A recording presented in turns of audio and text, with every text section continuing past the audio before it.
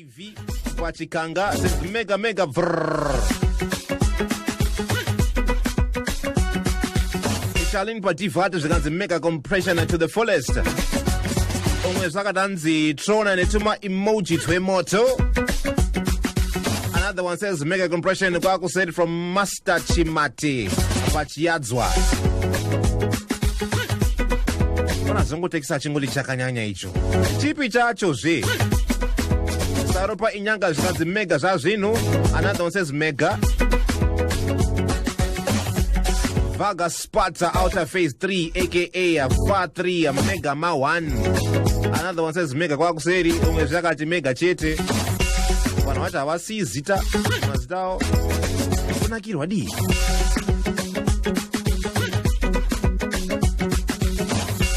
Amaita Lisha Mundeta kunyanga zvanzi mega compression. Another one right here says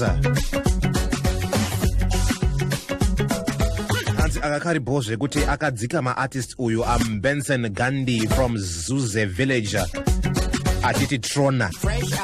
Another one says Trona mshona kumberi ndi Philip Mwanyadza kuchipinge.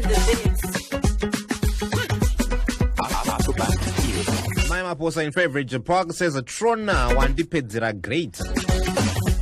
Umwezve akati mega compression kuseri. Dini Colette chinyama pagimboki danga mvura.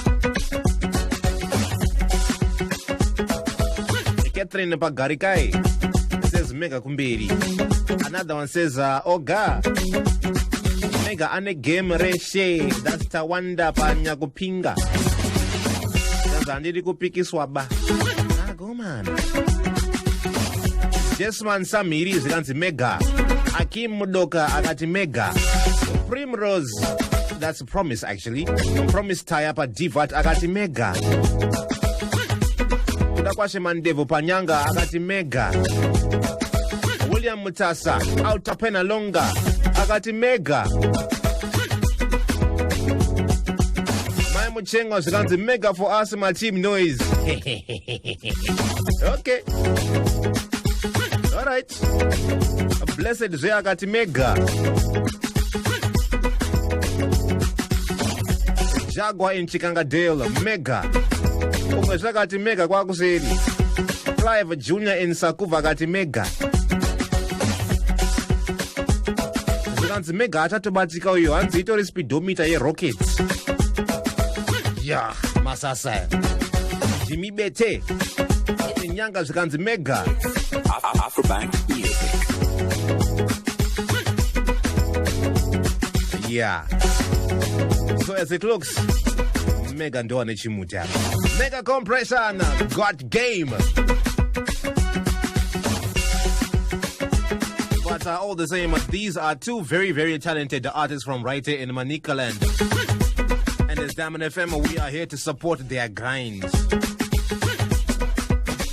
a special shout out to our mega compression and the Trona Mushona Wacho.